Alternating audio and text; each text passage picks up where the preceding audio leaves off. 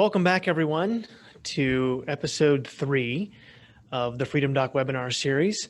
I'm your host, Adam Habig from Freedom HealthWorks.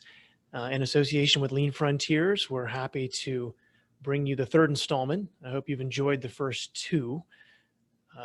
We will be recapping those briefly at the beginning of today's presentation, but like always, we're going to try to move through this quickly and keep you on time so that everyone gets out of here within the 30-minute time allotment. So great, exciting speaker today. Looking forward to chatting with Dr. Edward Williams, and I will introduce him here shortly.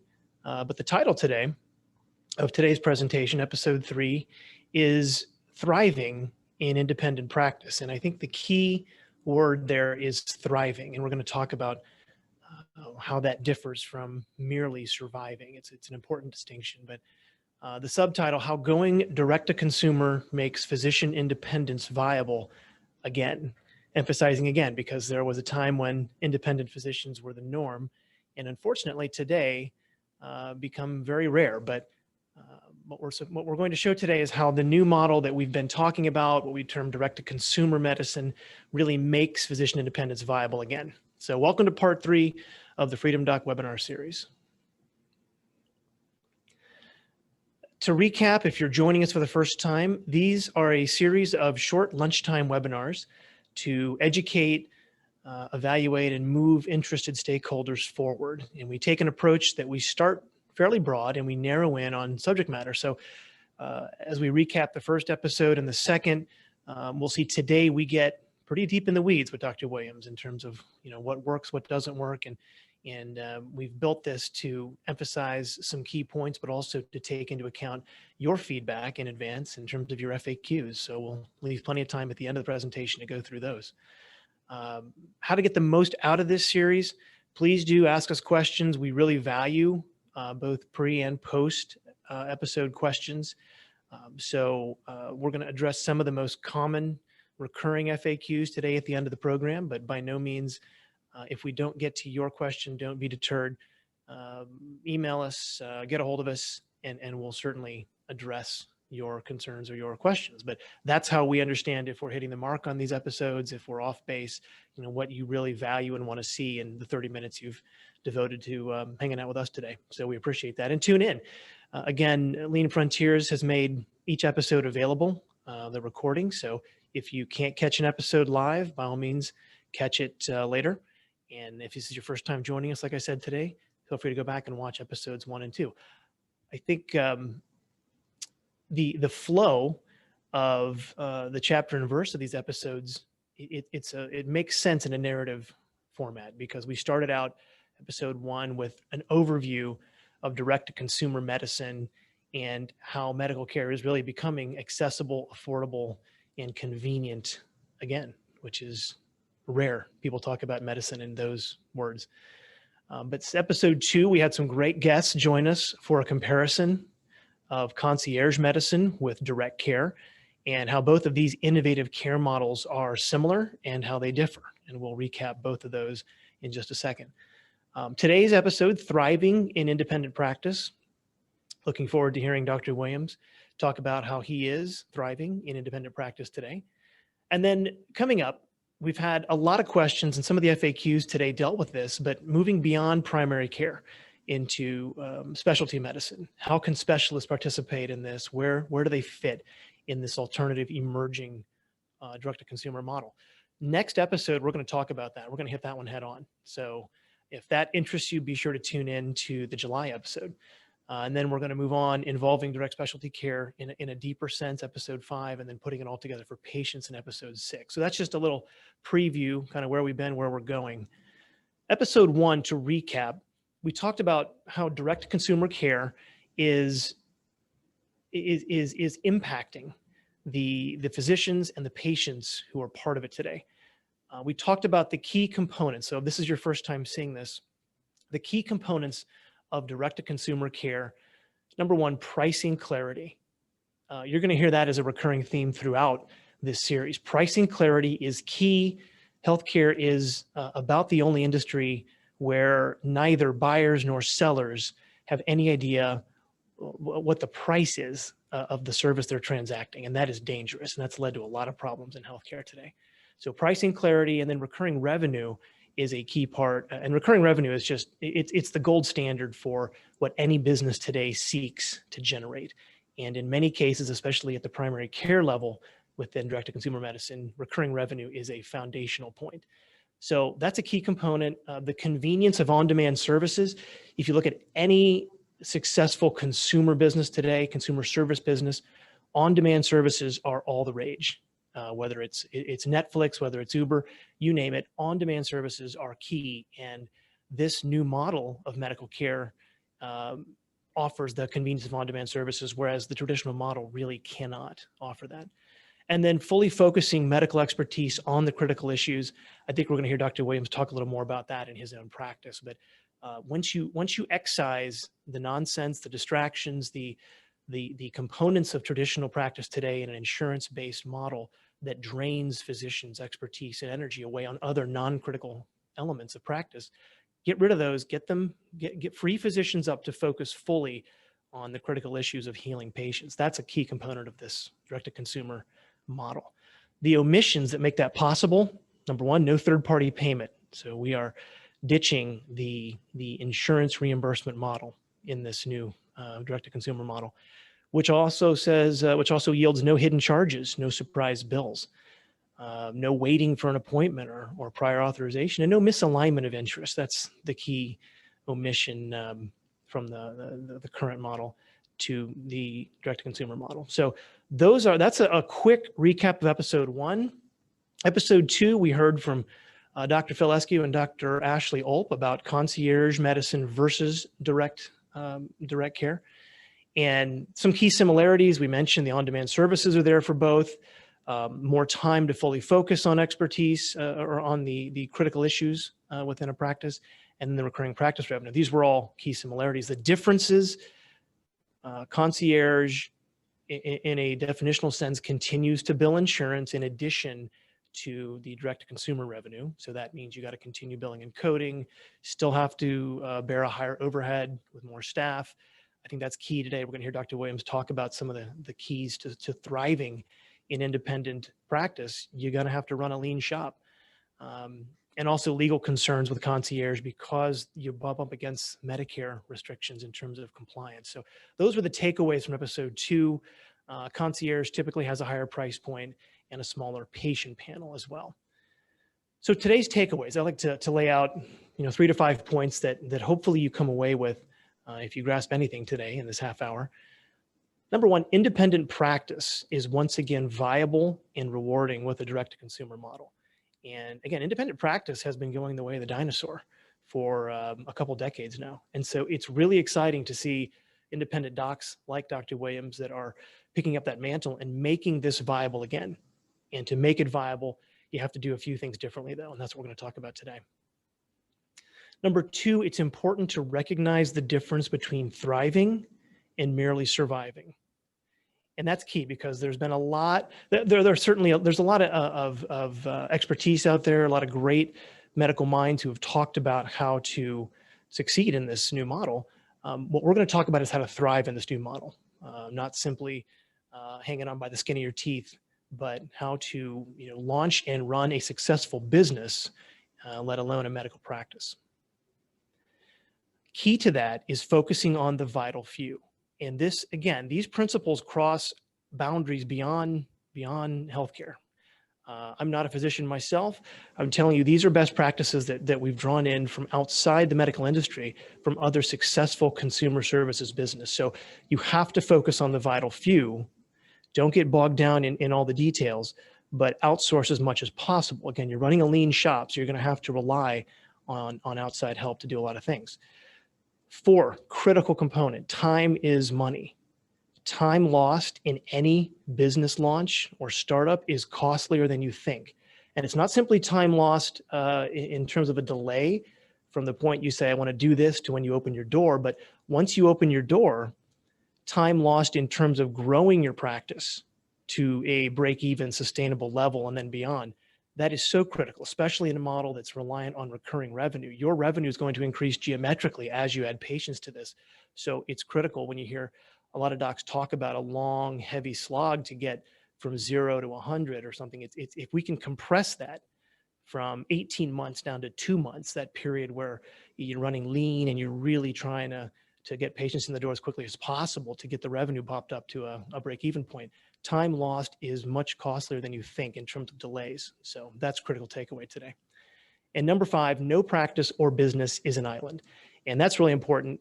Despite the return to independence, I think we'll hear Dr. Williams talk about the fact that there are so many outside entities and ways to leverage the expansion, the growth, the operations of your business that don't ever think you're on an island. You're not.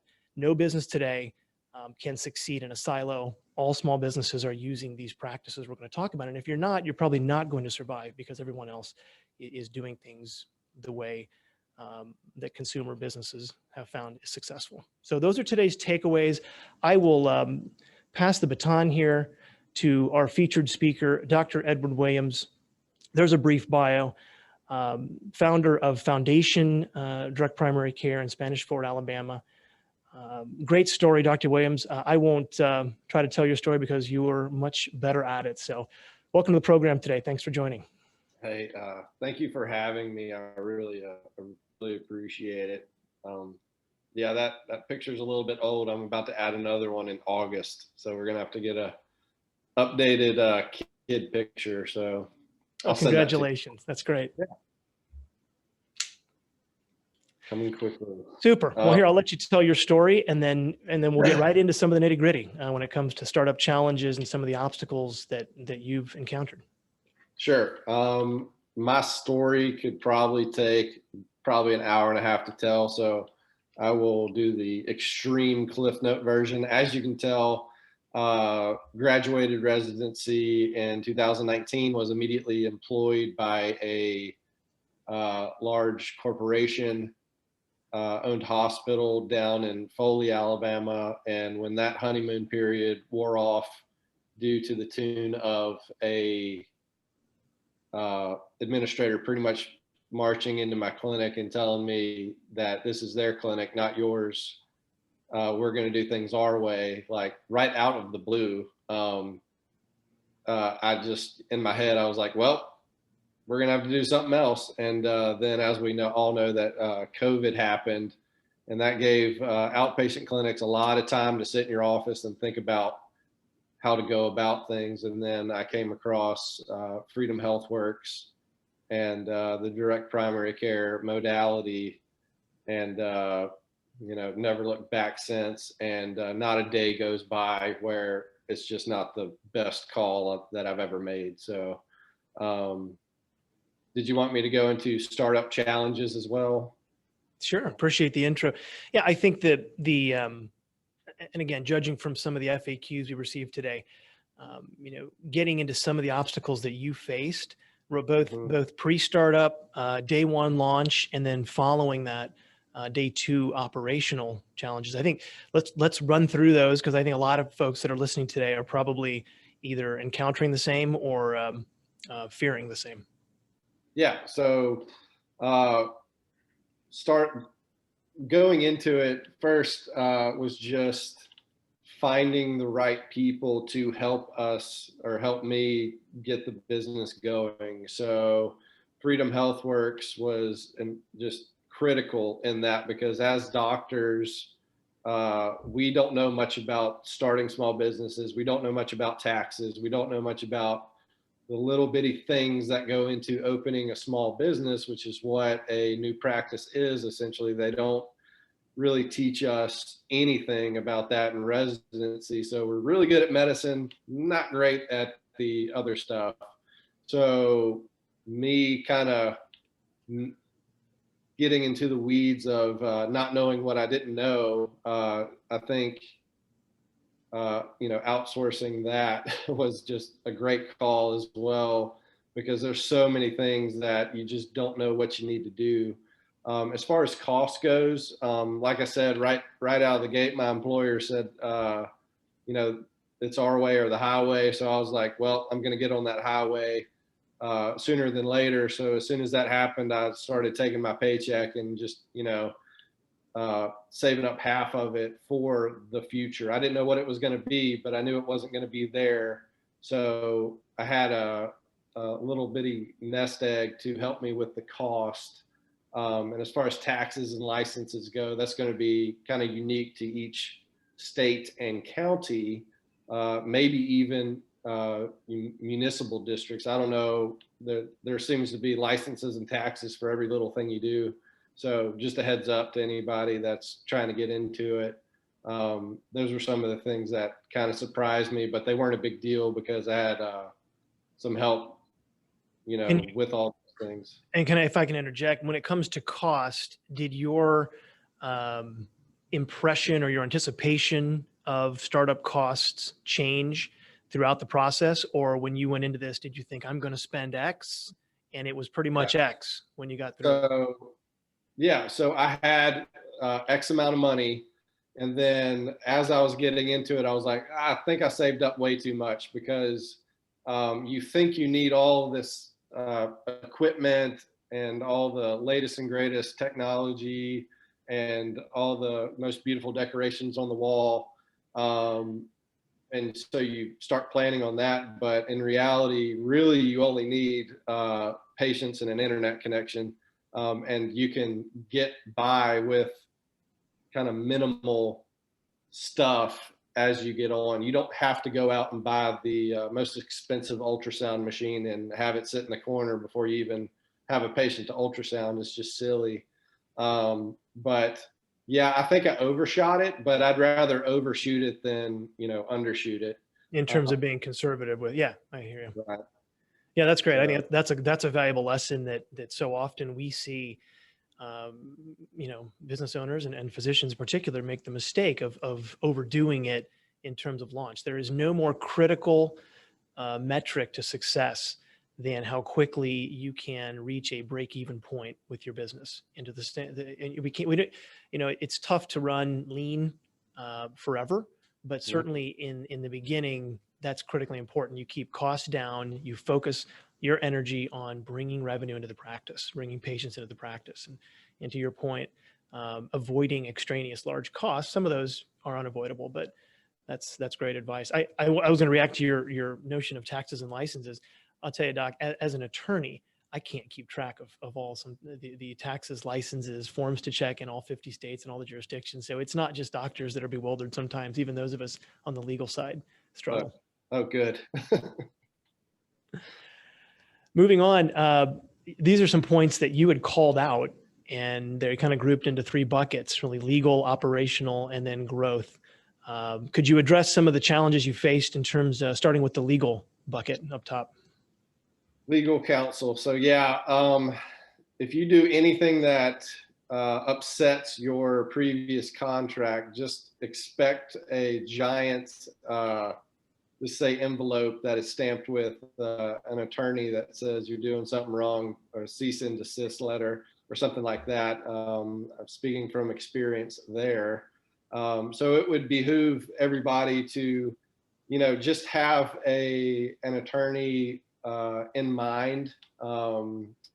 Fortunately, I had a contract attorney as a personal friend, so I had him take a look at it and going on from there. But just kind of read your contracts very, very closely, because usually a big expensive employer system has attorneys on their payroll that's their job. So when you misspell a word or something, they're going to come after you. So just be careful with that. But nothing ever happened after that, as far as getting the cease and desist letter. And in your case, if I could jump in, wasn't it a mistake on their part? So really, it was a little bit of bluster and an attempt at intimidation, really. Yeah. The incident was that I was seeing patients out of my house. Where I am right now is a study, and if the location was too far for them to drive into the Spanish Fort, I would say, hey, meet me at my house. We'll do a consult there. And it got back to the hospital that I had a clinic in Foley, which is like, half a mile from the hospital. So they weren't exactly happy about that. But instead of, trying to make it known that hey, it's my house, not a clinic, I just decided to go, yeah, sure, whatever, and kind of adjust things on the fly like that. I won't say whether or not I do house calls within the restricted area, so that's not going to be on that's not going to be on record. But No problem. if you need me, I'm there. Just whatever. No problem. Yeah. So that's how that went, but nothing really came out of it. I think they were just trying to bully me a little bit, but. Well, in your experience, not uncommon. And I just wanted to throw in, from a legal standpoint, there are always three elements to non-competes, non-solicits, any sort of restrictive covenant.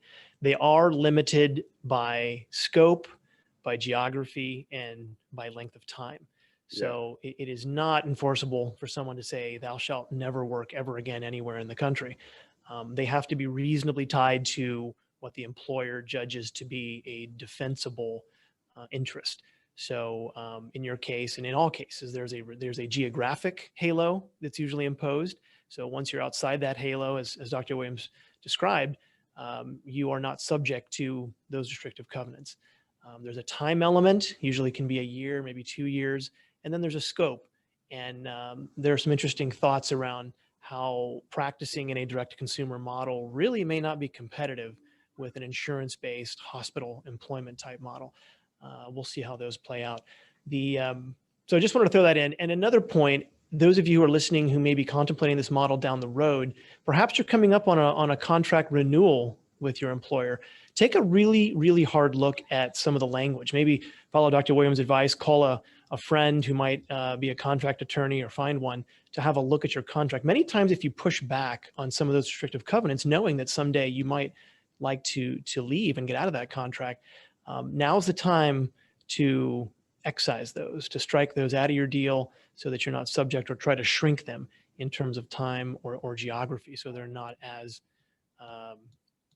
punitive down the line. So anyways, Dr. Williams, how about the operational challenges you faced? I had 3 bullet points from your notes you sent me that are on the screen there. Minimize, a point about office and equipment, and then also internet and systems. Yeah, so minimalization is key. You don't need to buy a clinic. You don't need more than 600. I mean, my office space is 800 square feet. So if you're buying a big building for just you, I think that's erroneous.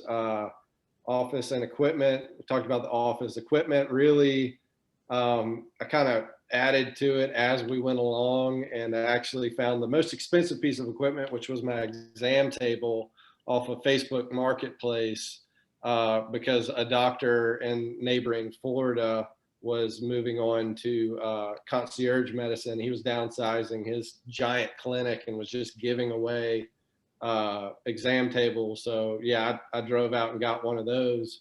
So just hunt it down, be patient, and you really just need the internet and the ability to have a space to see patients. I mean, most of us have stethoscopes and otoscopes and stuff like that already. So just start small and then add to it would be my suggestion. And it's really ridiculous that what you don't need, but you think you need. You really, it's just between you and the patient for the most part. So those are like kind of my 20-second overview type of advice. Yeah, thank you for that. And can't stress that enough, that you need to be laser focused in terms of your cash flow and your cash burn rate. And if you are starting a practice, starting any business, you need to look at what your total outlays are going to be pre-launch and then each month post-launch. And ideally, those negative cash flows are tapering month 1, month 2, month 3, month 4 towards a very predictable break-even point. And the way to really stay on track is to, as Dr. Williams said, limit your expenditures to just the bare essentials. And that doesn't mean run an uncomfortable practice or something that people are going to think twice about walking through your door. But certainly there's ways, as Dr. Williams said, to minimize your operational expense, your overhead, and really just get the bare essentials going until you can achieve liftoff and reach that break-even point. And then, as you grow and thrive, think about expanding, maybe adding some more equipment and some other types of things into your practice operations. Well, Dr. Williams, how about growth and thriving? This seems to be the most frequently asked topic when it comes to questions. You've got a great handle on this. How are you tailoring, say, conversations to the specific needs of your audience, and really, getting out in the marketplace and recruiting patients and revenue into your practice? Yeah. So Dr. Eskew in the last episode said, somebody asked, what's the elevator pitch? And he goes, don't get in an elevator.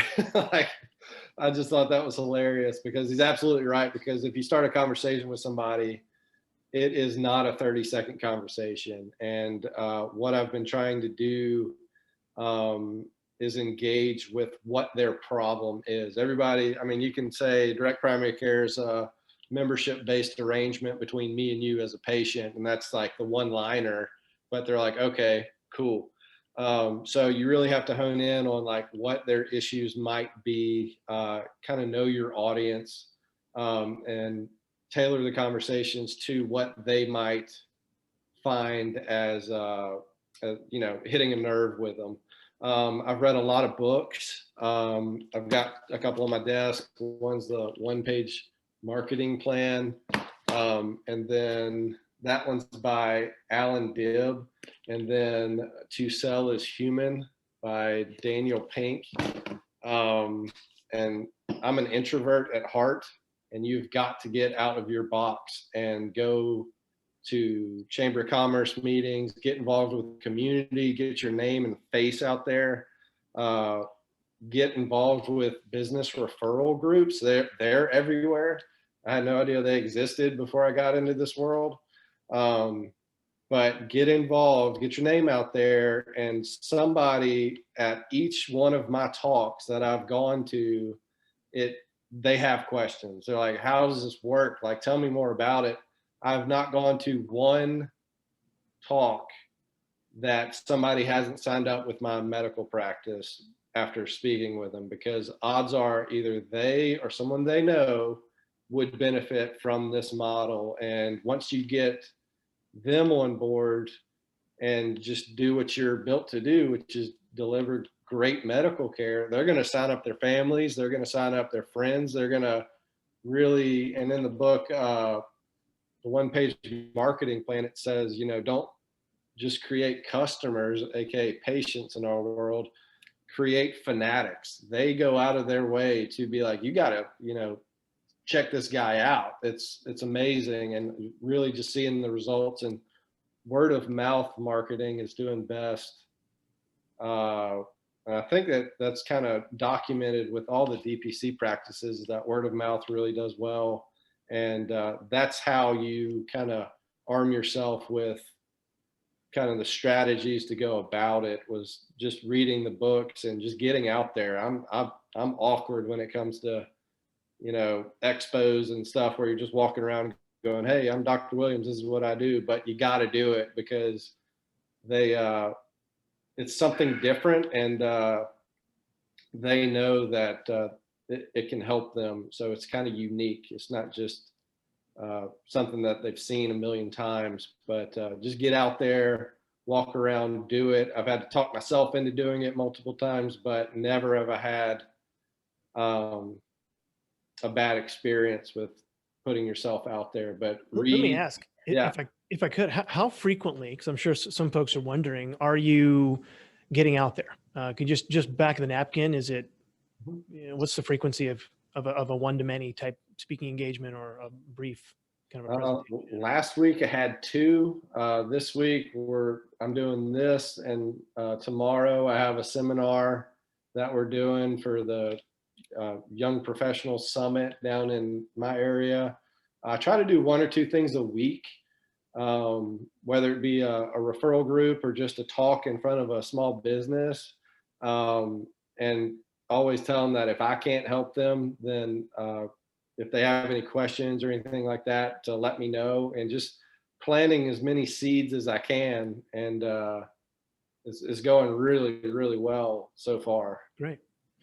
Well, your point about word of mouth marketing, that is not unique to this space. Every consumer facing business really covets word of mouth marketing, from the largest of the large international, companies.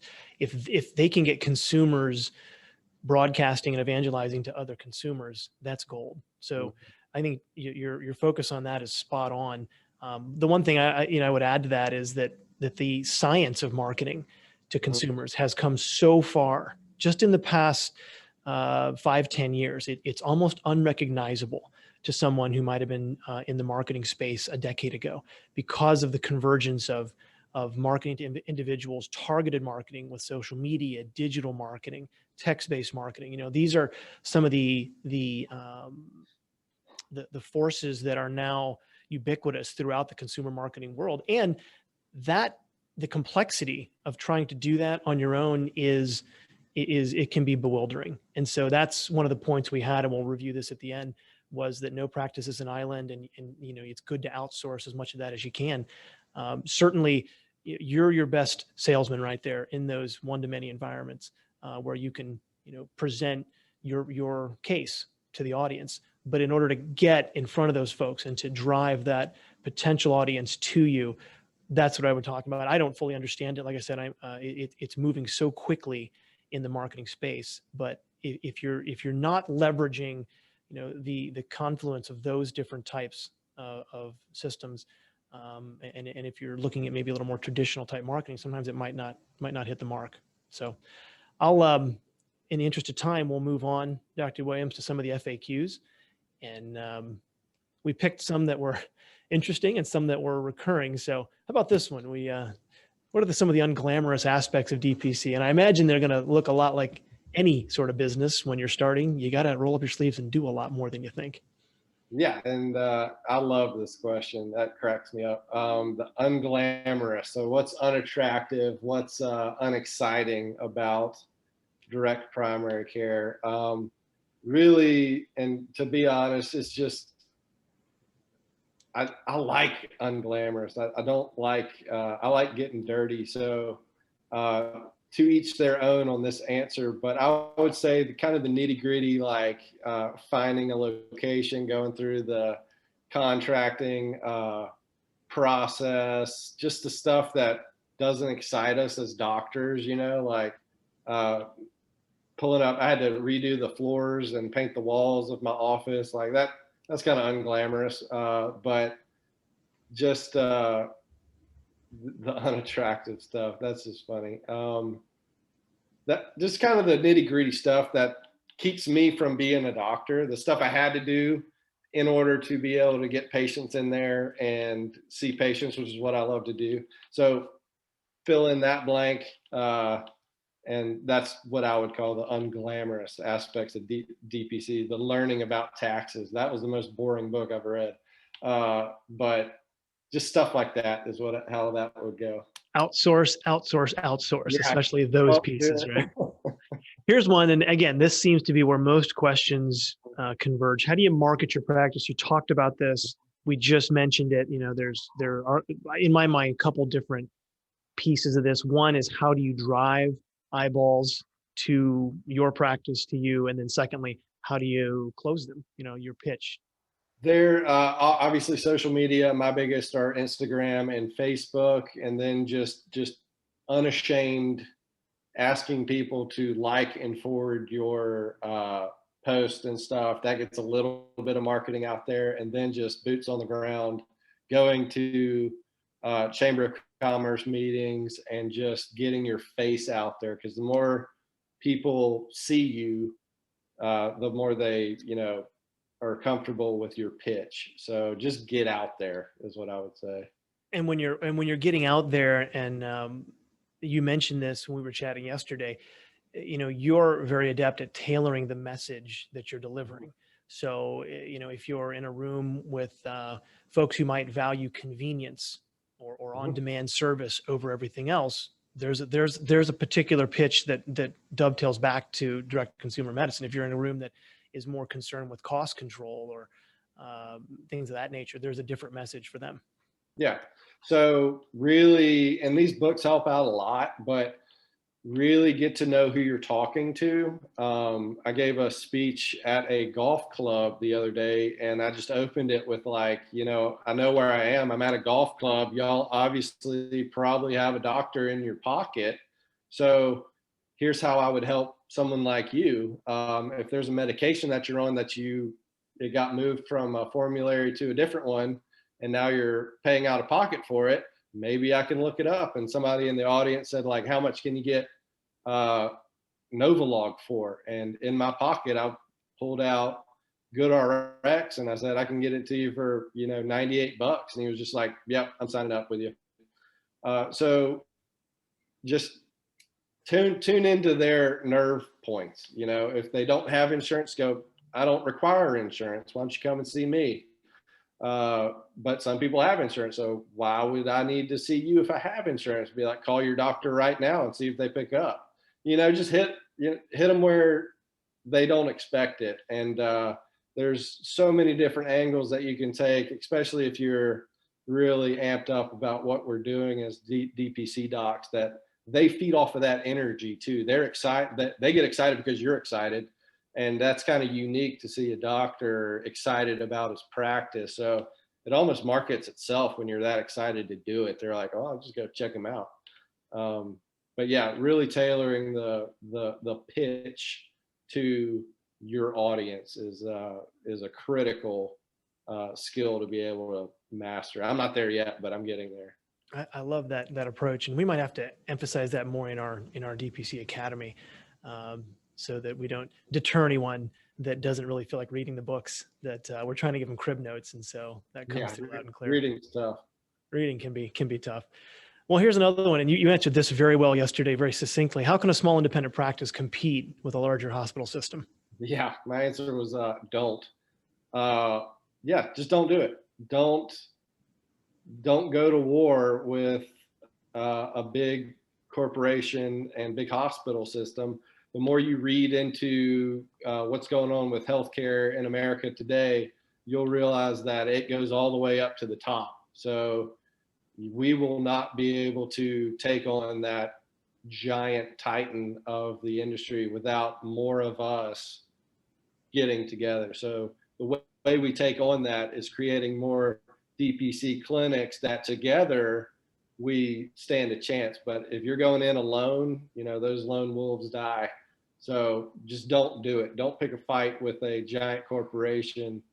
My advice would be to band together with more DPC clinics. And once the word gets out with what we do, that titan will implode on itself. So don't go to war with them. Just do your own thing with the help of other DPC guys.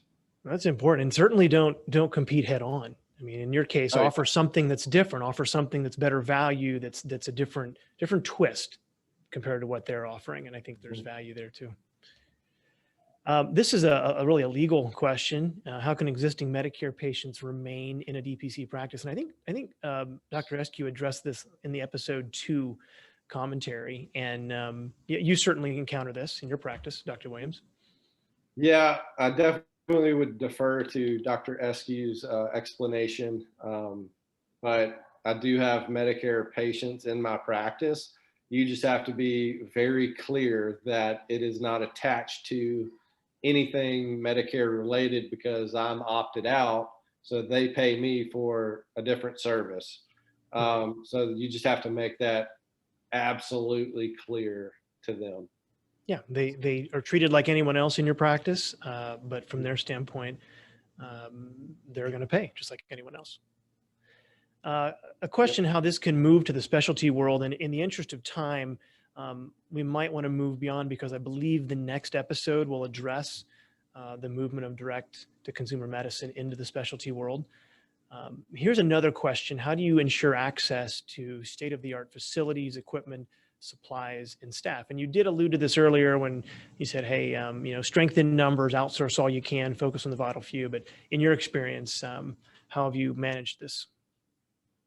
So I really haven't had a problem with getting my patients where they need to go. If it's critical, obviously you're going to send them to the hospital and figure it out later. But if it's something that you have time to discuss with the patient, I know I've used green imaging a lot, just to be able to have time to hunt down the best locations and best facilities for them. For example, I can get a really all included colonoscopy that's 2 hour drive up north to Montgomery, and just telling my patient, hey, this is what it costs in Montgomery. How do you feel about it? And just having the time to do that for your patients is amazing, instead of going, well, the hospital down the road is the hospital down the road, so good luck. But no, with what we do here, we have enough time to really hone in on, here's the best facility for your time and your effort.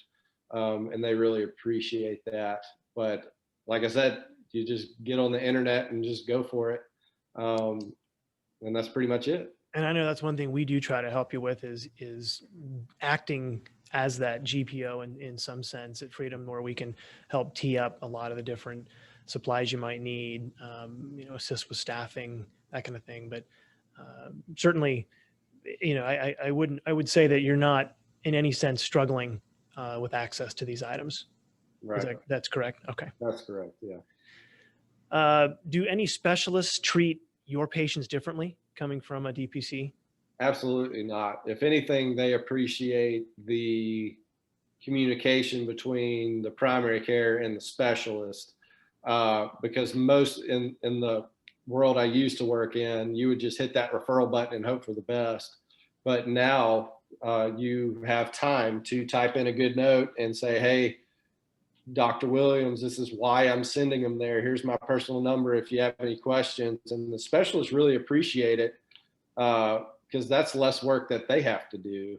If you send them in for a true reason and they know what they're going to be looking at, and they really appreciate it as well. But I've never had a specialist, frown upon my patient because they're a member of a DPC practice. If anything, they appreciate it. That's great. How about number 9, looking for a disruptive model? How can I best serve my patients? Mm-hmm. Yeah, well, you found one. So the DPC is a very disruptive model.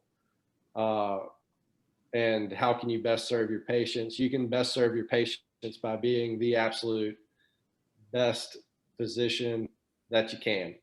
And the way to do that is to have the time to treat your patients correctly. And this model, it has an abundance of that. And you could be the best physician in the world, but if you don't have time to treat your patient, then what's really the outcome? So the best way to serve your patients is to be the best version of you there is. And this model just absolutely crushes that. So that's how that goes. Super. I know we've gone a little bit over, so hopefully if you've stuck with us this long, bear with us and we'll wrap. Appreciate Dr. Williams' commentary today. I feel like we covered a lot of ground and we had to move pretty quickly. But hopefully these takeaways shine through some of the commentary that you heard today. And I'll repeat those because they bear repeating. That independent practice, which has been fading away, is once again viable and rewarding with a direct-to-consumer model. It's happening today. Dr. Williams' practice in Spanish Fort is a great example of how it's working. So it is viable. Number 2, recognize the difference between thriving and surviving.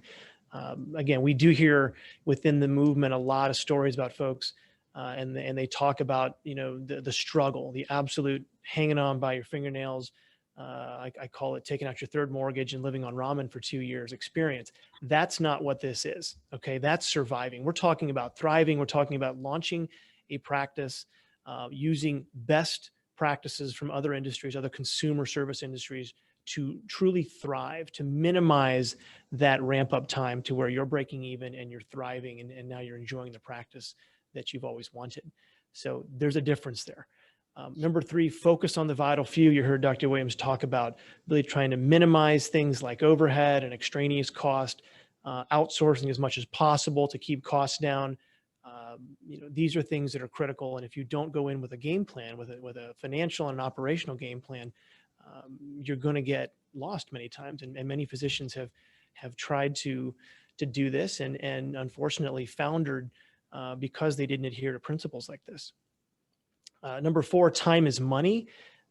We talked about that, time lost being costlier than you think. If you look at your any small business really, and as the revenue builds month over month, if you delay or you slow down that building of recurring revenue, you're just pushing out further and further into the future, that point where you do achieve liftoff and reach break even. So it's critical that you not only have a game plan to get to break even quickly, to drive revenue to your practice, using some of the techniques Dr. Williams talked about, both in terms of driving patients in, having a really concerted marketing plan in place.